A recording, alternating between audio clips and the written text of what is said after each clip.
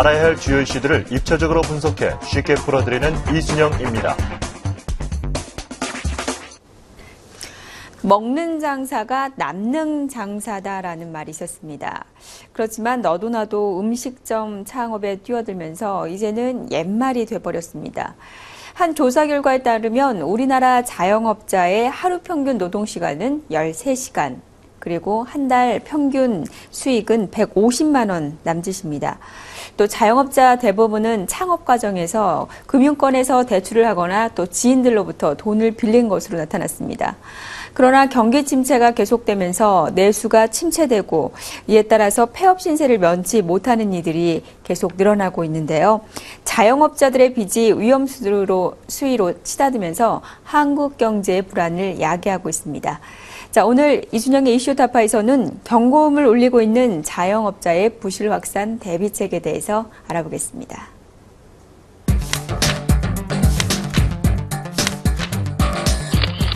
네, 연구님 안녕하세요. 네, 안녕하세요. 우리나라 같은 경우에는 자영업자 수가 정말 많다라는 얘기를 많이 들었거든요. 실제로 자영업자 수가 좀 어느 정도나 되나요? 네, 우리나라 자영업자 수는 전통적으로 높은데요. 2000년대 중반부터 자영업 구조조정이 일어나면서 자영업자 수가 감소해 왔었는데 이제 2011년 8월부터 자영업자 수가 다시 증가하기 시작했습니다. 그래서 이제 올해 들어서는 580만 명을 넘어섰는데요. 이제 임금 근로자 대비 이제 자영업자 비중을 살펴보면은 네. OECD 국가 평균은 이제 15% 정도라면 이제 우리나라는 26%로 굉장히 높은 수준입니다. 이는 이제 그리스, 멕시코, 터키에 이어서 이제 네 번째로 높은 수치인데요. 이들 세 나라들은 이제 관광 사업이 발달한 나라로서 자영업자가 당연히 많을 수밖에 없는데 네. 우리나라는 이제 관광 사업이 발달하지 않았는데도 불구하고 자영업자 수가 굉장히 많다는 점에서 특이할 만한 사항이라고 할 수 있습니다. 근데 왜 이렇게 우리나라가 자영업자 수가 많은 거죠? 네, 우리나라 자영업자 수가 왜 많은지에 대해서 이제 의견이 분분한데요. 뭐 여러 가지 자영업자를 보호하는 규제라든지 여러 가지 이유가 있을 수 있는데요. 이제 최근 자영업자 수가 증가한 것은 이제 베이비부머 세대들이 은퇴하면서 자영업자 수가 늘어난 것으로 보고 있습니다. 이제 그것이 1차적인 원인이고 이제 2차적인 원인으로는 이제 베이비부머 세대의 은퇴는 솔직히 수년 전부터 계속됐기 때문에 최근 자영업자 수를 증가했다고 이제 하나의 원인이 될 수 있지만 전부 모든 원인이라고 할 수는 없고요. 이제 2차적인 원인으로는 이제 금융위기 이후 노동시장을 이탈했던 인력들이 이제 노동시장을 돌아오면서 자영업에 진출하고 있는 것으로 보입니다. 그렇다면 지금 이제 OECD와 비교해서도 상당히 많은 수치인데 그 자체를 봤을 때 우리나라의 자영업자 거의 뭐 포화 상태라고 볼 수 있는 겁니까? 거의 이제 기형적인 구조가 아닌가 하는 생각이 드는데 어떤가요? 뭐 자영업자 수가 단순히 많다는 것은 예. 이게 문제가 될 수 있진 않은데요. 원래 예. 이제 자영업자가 지금 굉장히 부정적으로 인식되고 있는데 예. 자영업이라는 것 자체가 이제 자신이 뭔가 사업을 읽어내는 것이 않습니까? 그렇기 때문에 이제 새로운 이제 혁신과 발명을 이룰 수도 있고 기업가 정신이 발휘되고 새로운 부가가치를 창출할 수도 있는 것인데요. 근데 우리나라의 문제는 자영업자의 대부분이 부가가치가 낮은 특정 산업들에 몰려 있다는 것이 문제입니다.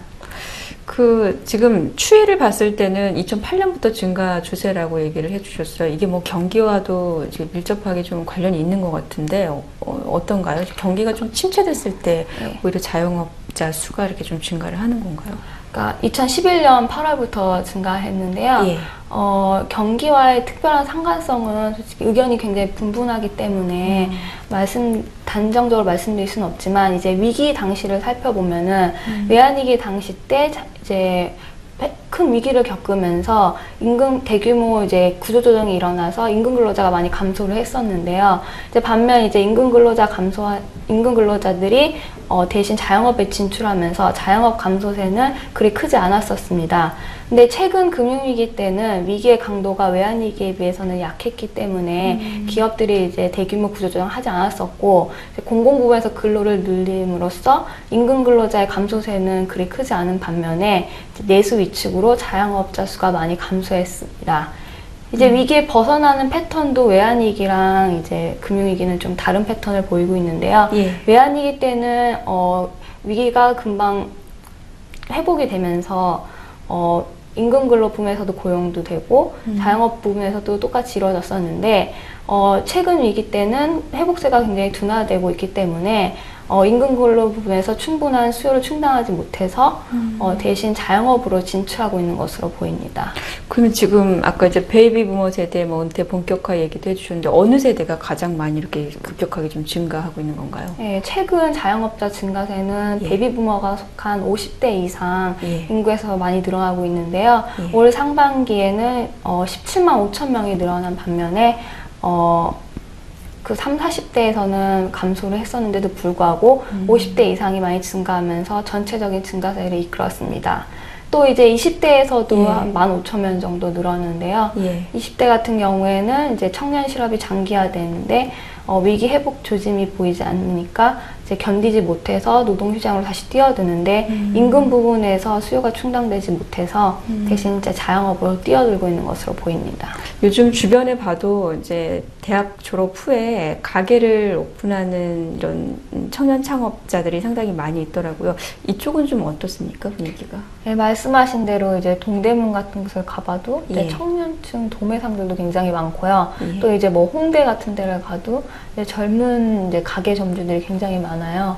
이제 왜 청년층의 자영업 참여가 이렇게 늘어나고 있나라고 보면은 청년층들이 대부분이 이제 거의 고학력자가 많지 않습니까? 이제 그렇기 때문에 고학력자 내에서도 양극화가 일어날 수밖에 없고 이 고학력자들의 눈높이를 맞출 만한 일자리가 충분치 않기 때문에 이제 대기업을 가지 못하는 이상 중소기업보다는 차라리 창업을 한다 이런 인식들이 많이 퍼져 있다고 합니다. 따라서 임금 부분에서 충분히 흡수되지 못한 인력들이 이제 진입장벽이 낮은 도소매업 등으로 숙박음식업 등으로 진출하고 있는 것으로 보입니다. 이제 최근에는 늘어난 자영업자 대부분이 도소매업에 몰려 있는데요. 그러니까 자영업자들이 도소매업에 몰린 인원을 살펴보면은 한 17,000명 정도 됩니다. 이제 20대 자영업자 수가 늘어난 수는 이제 올해 상반기에 15,000명인데 이보다 이제 초과한 이유는 다른 산업으로 진출이 감소한 것으로 보고 있고요. 이제 도소매업에서 청년층 창업이 활발한 이유는 이제 인터넷 쇼핑몰을 이용한 창업도 활발히 이루어지고 있기 때문입니다. 그 자영업 하면 여러 가지 이제 그 업종이 있을 텐데 산업이 있을 텐데 대부분 어느 산업에 종사하고 있나요? 대부분 이제 전통적으로 자영업 비중이 높은 도소매업, 숙박음식업, 건설업, 운수업 등에 종사를 하고 있는데요. 예. 이제 도소매업과 숙박음식업 같은 경우에 우리가 흔히 볼 수 있는 편의점, 이제 뭐 커피숍, 음식점 등을 의미를 하고요. 운수업에서는 이제 택시 기사분들이라든지 이제 트럭 운전기사, 또 이제 건설업에서는 기능공 를 말씀을 드릴 수 있는데요. 이제 최근에도 이들 네 산업에서 주로 증가세가 이루어졌었습니다. 사실 고부가가치 쪽으로 창업을 하면 좋겠지만 그럴 만한 여력이 없고 그래도 가장 좀 쉬운 게 뭐 도소매 숙박업이잖아요. 네, 그렇기 때문에 할 수밖에 없는 상황인데 무작정 뭐 이렇게 정부의 지원이 된다고 해서 이 은퇴하시는 분들이나 아니면 청년 실업자들이 그쪽으로 할 그런 여건이 지금 된 상황인지 뭐 어떤가요?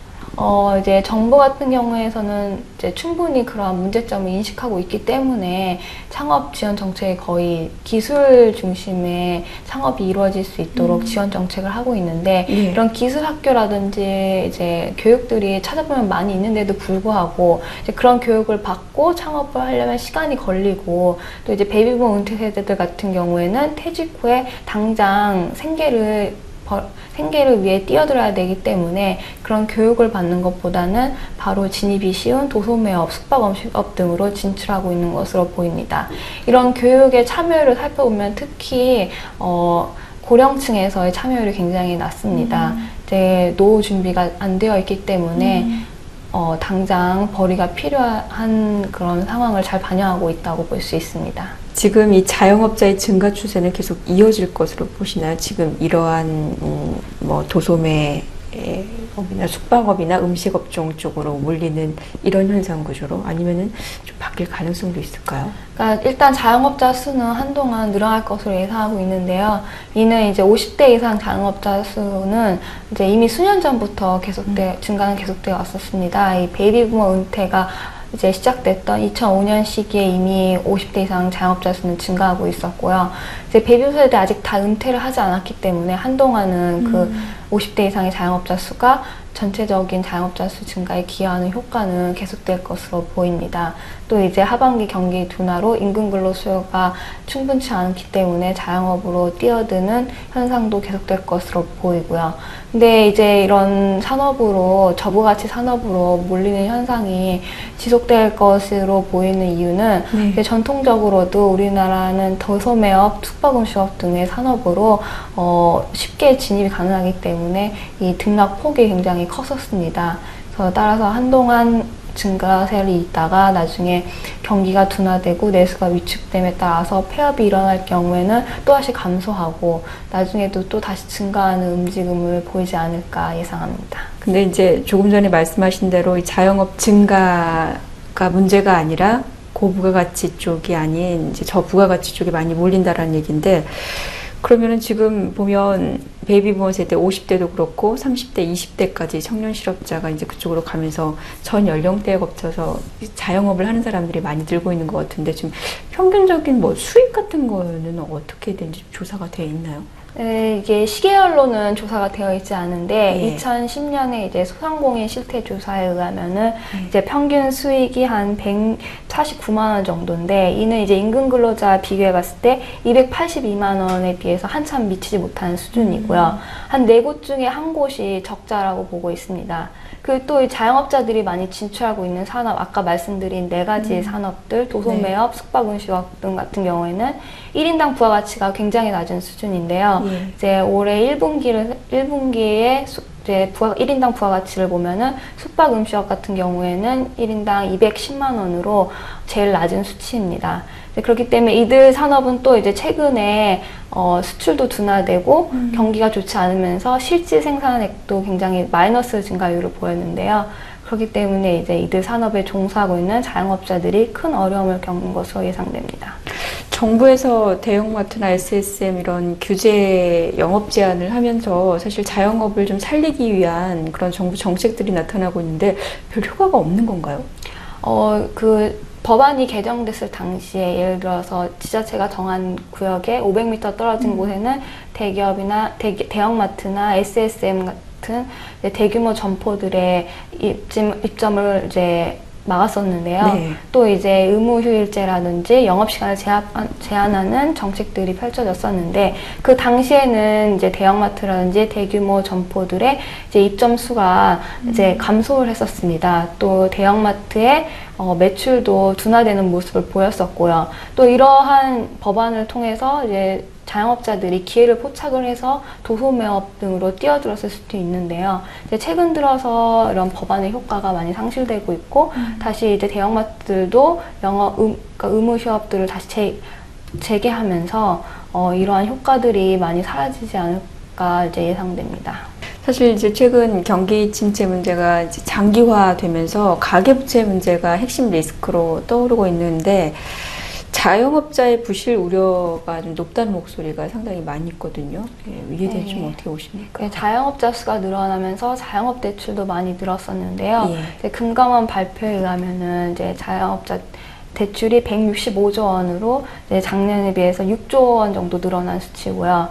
또 이제 시중은행 발표를 보면은 신규 대출의 3분의 2가 자영업자다라는 이런 발표도 있었습니다. 이런 식으로 자영업자의 대출이 빠르게 늘어나고 있고, 또 이제 가장 큰 문제는 자영업 대출이 대부분이 이제 제2위 금융권에 몰려있을 확률이 높은데요. 다중채무자라고 해서 여러 곳에서 돈을 빌리는 이제 그런 경우가 자영업자가 50%를 차지합니다. 이런 때문에 경기가 악화되어서 내수가 침체되고, 그래서 자영업자들이 경쟁이 심화돼서 수익성이 악화될 경우에 폐업이 일어나고, 그럼으로 인해서 대출이 부실화되면은 이제 금융 시스템의 위협으로 다가올 것으로 보입니다. 그러면 이 자영업자가 오히려 이제 경기 활성화하는 돕는 쪽으로 가기 위해서는 뭐 어떻게 돼야 된다고 보십니까? 경기 활성화가 되는 방향으로 가기 위해서는 예. 자영업자들이 아까 말씀드렸다시피 부가가치가 높은 산업에서 이제 새로운 기회를 포착을 하고 기업가 정신을 발휘하는 등 예. 경제에 긍정적인 효과를 이끌 수 있어야 바람직하다고 할 수 있는데요. 최근에 부가가치가 낮은 산업에 몰려있기 때문에 이러한 것을 완화시킬 만한 정부의 정책이 필요합니다. 이제 고부가가치를 유도할 수 있는 창업 지원 정책, 예를 들어서 컨설팅 사업 등이 중심이 되어야 하고, 새로운 이제 자영업자들을 유입시키는 자금 지원 정책은 이제 신중히 생각해야 될 필요가 있을 것으로 보입니다.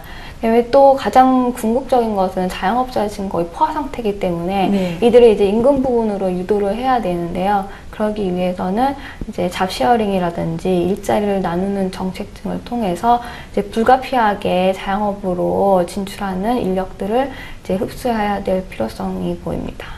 사실 경기 침체라던가 베이비 부모 은퇴 세대 그리고 뭐 고령화 청년 실업 이거는 비단 우리나라 문제는 아니잖아요. 가까운 일본도 뭐 비슷한 상황인데 일본 같은 경우에도 우리나라처럼 이렇게 저부가가치 산업 자영업자들 쪽으로 이렇게 좀 포화 상태가 돼 있는 상황인가요?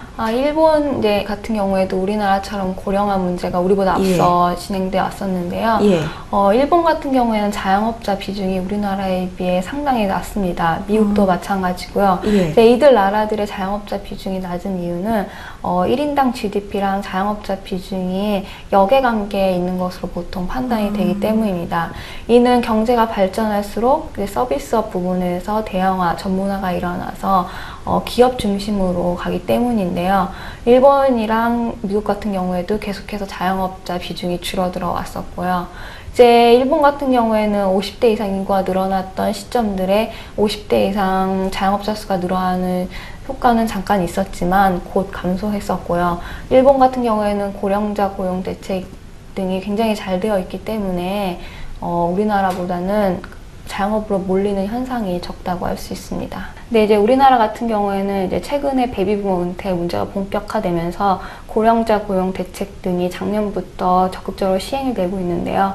이러한 정책들이 효과를 발휘할 수 있도록 이제 직업 훈련 같은 그런 거에 이제 굉장히 참여율이 낮기 때문에 베이비부모 세대들도 적극적으로 정부의 정책을 이용하는 것도 필요해 보입니다.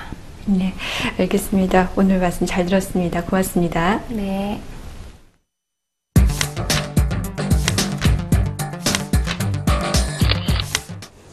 내수 경기가 위축되고 자영업자 간의 경쟁이 치열해지면서 대출 부실화와 또 대규모 폐업이 자칫 자영업자가 한국 경제의 시한폭탄이 될 수 있다는 경고가 잇따르고 있습니다. 레드오션으로 전락한 지 오래인 자영업. 성장해도 일자리가 늘어나지 않는 경제 구조와 또 베이비 부머의 은퇴라는 이 인구 구조로 자영업은 증가할 수밖에 없는 상황인데요. 자영업들안이 재현되지 않도록 해법이 필요하다는 목소리가 잇따르고 있습니다. 이순영의 이슈 타파는 여기서 인사드립니다. 시청해주신 여러분 고맙습니다.